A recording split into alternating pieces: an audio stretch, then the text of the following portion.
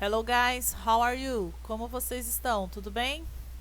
Nono ano, eu preciso que vocês me dê algum retorno em relação a essas videoaulas, essas explicações, tá bom? Eu tô tendo assim mais ou menos um controle do acesso e o acesso dos nonos anos está bem baixo aos vídeos, né?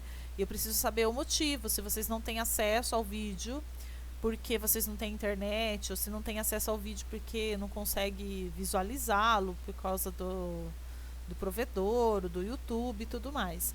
E quão isso é importante, esse vídeo, na hora da realização das atividades. Se eles ajudam, se não ajudam, tá bom? Para que eu possa ir direcionando o meu trabalho. Meu trabalho é tentar facilitar, fazer uma ponte entre vocês e a aprendizagem, tá? E eu preciso tentar encontrar esses caminhos, mas eu só consigo fazer isso se vocês forem me dando um retorno sobre isso. Outra coisa importante, mantenha essas atividades em dia. Logo, logo, em breve, eu vou começar a colocar lá no Facebook a correção das atividades, para que você vai conferindo aí. E com certeza vai haver uma data de recolhimento dessas atividades, tá? Eu ainda não sei quando, mas eu já sei que vai acontecer esse recolhimento. Então, essas atividades são uns documentos importantes para que a gente possa comprovar que você seguiu aí o currículo conosco durante esse tempo de pandemia, tá? Então é importante que você mantenha tudo isso em ordem, em dia, para quando for requisitado a entrega, você já possa entregar. Provavelmente a partir da semana que vem eu já vou estar liberando as correções das atividades. Eu não vou começar a liberar a correção da primeira atividade lá do mês de março. Eu vou começar pelas mais recentes, tá bom? Então, por exemplo, semana que vem eu coloco a correção dessa atividade que eu estou postando agora, depois da outra e assim por diante. Também está programado que a gente faça algum tipo de interação online, tá? Não sei se vai ser o WhatsApp, se vai ser pelo Zoom, eu não sei qual vai ser a ferramenta, mas provavelmente essa interação aconteça, tá bom? Eu espero que aconteça, eu quero que aconteça. Bom, vamos lá então. O tema das atividades dessa quinzena é a questão da expansão da língua inglesa pelo mundo, tá? Em função desse processo que a gente faz parte, né, de globalização, de comércio entre países e tudo mais, né? E o conceito de língua franca, ok? Você sabe o que significa língua franca? Não? Então vamos lá. Francamente, falando, né, você vai conseguir entender agora um pouquinho mais sobre esse conceito de língua franca. Bom, a gente sabe que a questão da globalização, do livre comércio, né, faz com que os países precisam se comunicar entre si, né, mesmo com suas diferenças de linguagens. É preciso escolher uma comunicação, uma forma, um meio de comunicação para que eles possam fazer negócios, realizar comércios, né, e turismo e outras muitas coisas, né, políticas internacionais e tudo mais. Até hoje, então, essa língua mais utilizada, essa língua que foi escolhida como meio comum entre os países é a língua inglesa. Né? Foi sempre assim, teacher? Sempre a língua inglesa? Não, não foi sempre a língua inglesa. Tá? Há um tempo atrás, a língua que regia o mundo era o francês. Ok?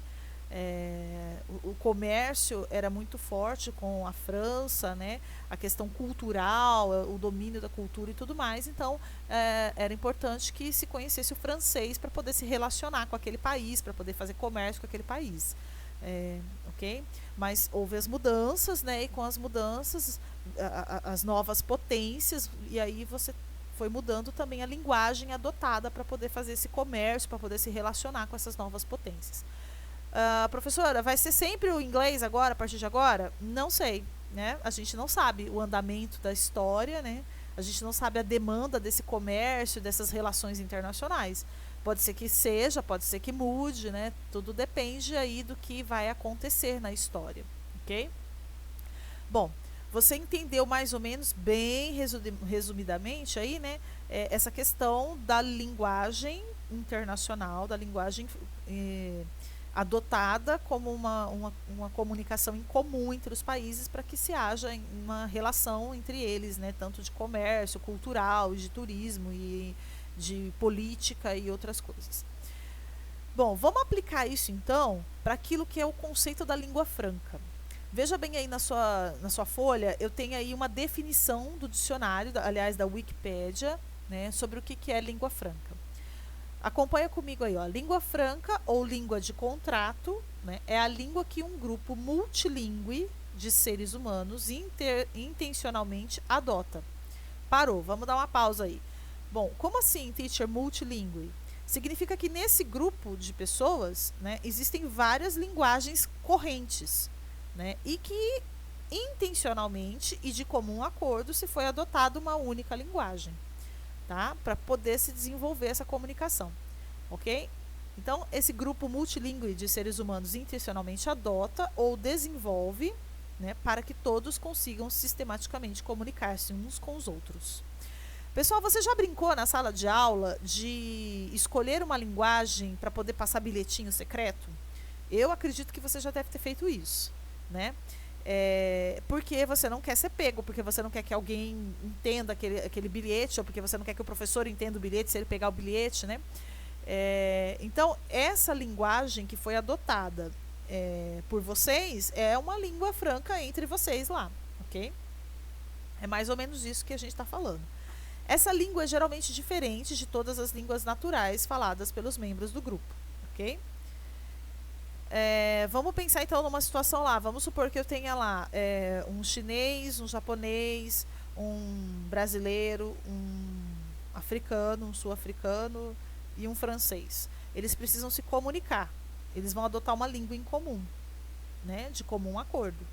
E aí, conforme a gente falou, que existe a influência do comércio, da cultura, existe a influência do país que tem mais poder econômico, que no caso hoje, né, é o dólar, é o inglês. Então, a língua em comum que essas pessoas vão adotar para se comunicar seria o inglês. Todos eles vão falar o mesmo inglês? Não, né, não vão falar o mesmo inglês. O brasileiro vai puxar um sotaque para o brasileiro, vai ter lá a sua forma de adaptar a linguagem, o francês também, o chinês também. Cada um vai carregar um pouco da sua cultura, da sua formação para aquela linguagem, mas ela não vai perder o seu sentido, o seu objetivo de entendimento entre eles, tá bom? Então, essa linguagem utilizada, ela vai conter algumas diferenças, né? Mas essas diferenças não são suficientes para atrapalhar a comunicação, tá bom? Bom, eu expliquei esse conceito de língua franca, agora você vai pensar um pouco sobre isso e vai responder as questões que estão aí, a 1, a 2 e a 3, ok? Se for preciso, assista de novo, ouça de novo a explicação para poder responder as questões que estão aí. Pense um pouquinho sobre isso que a gente comentou, ok? Próxima atividade, vamos lá. Vamos reparar nesse texto bem curtinho aí. É muito interessante porque, na realidade, existe uma relação de dependência muito grande entre a imagem e o texto. O texto é bem pequeno, né? E a imagem fala bastante com você, né, sobre esse texto. Então, vamos lá analisar o título dele. How and why did English supplant French as the words língua franca? Olha como o texto vai tratar daquilo que a gente estava conversando antes, né?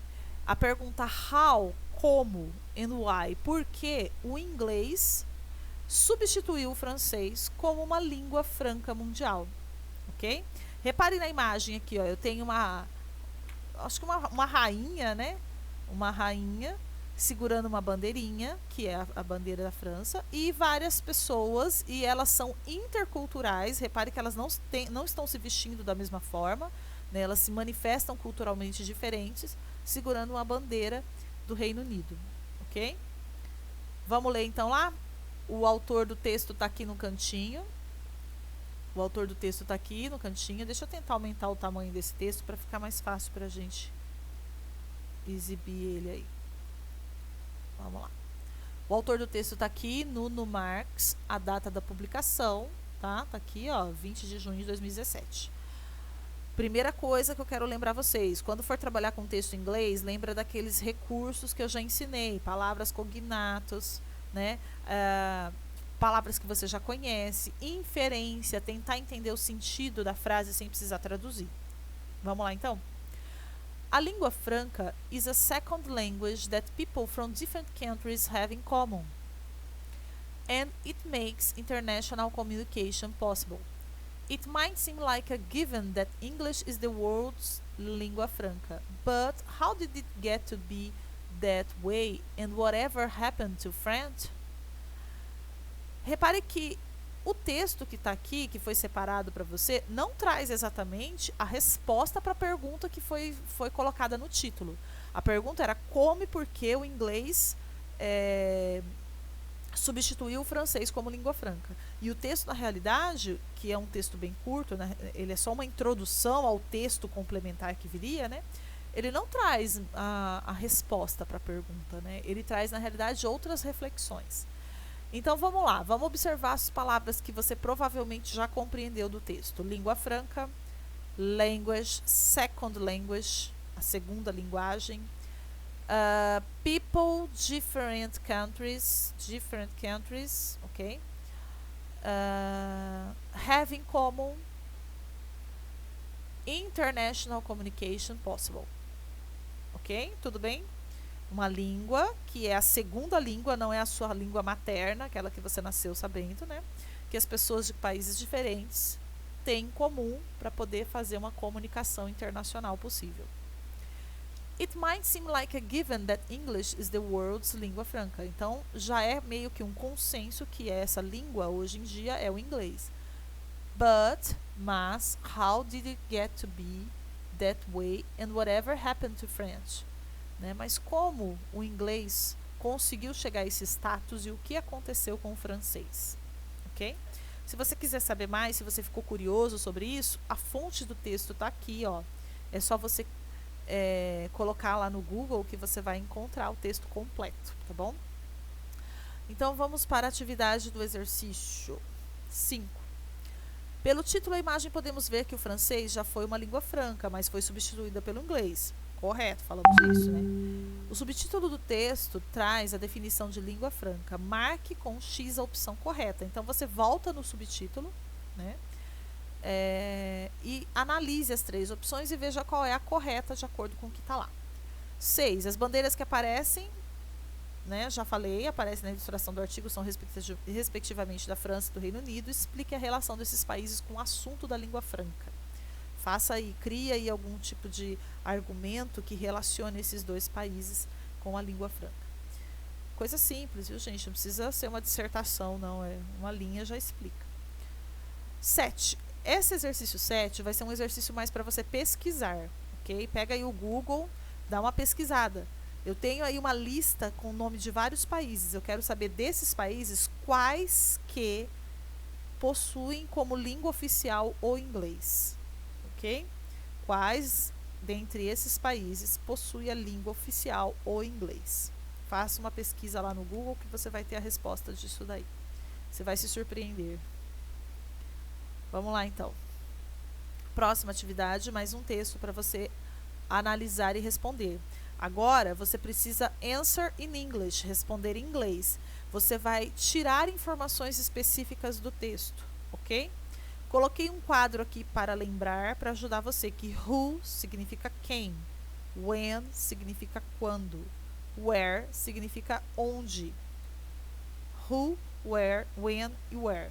Quando a pergunta começar com who, eu quero saber quem. When, quando, where, onde. Vamos ao texto, então. What is English as a língua franca? E EFL é a abreviação de inglês como língua franca, ok? Quem escreveu o texto? By Kate Simpson Davis. Aqui é a data da publicação. How often do we stop to consider the needs of students who are learning English to may communicate with other non-native speakers? Bom, ela começa o texto fazendo uma pergunta. Com que frequência a gente para pensar nas necessidades dos alunos que aprendem o inglês como a sua ferramenta principal de comunicação com outras pessoas de outras línguas? Ok? Eu estou aprendendo inglês, mas eu vou viajar para o Japão. Então, quais são as suas necessidades? O que você realmente precisa aprender para se comunicar no Japão em inglês? Ok?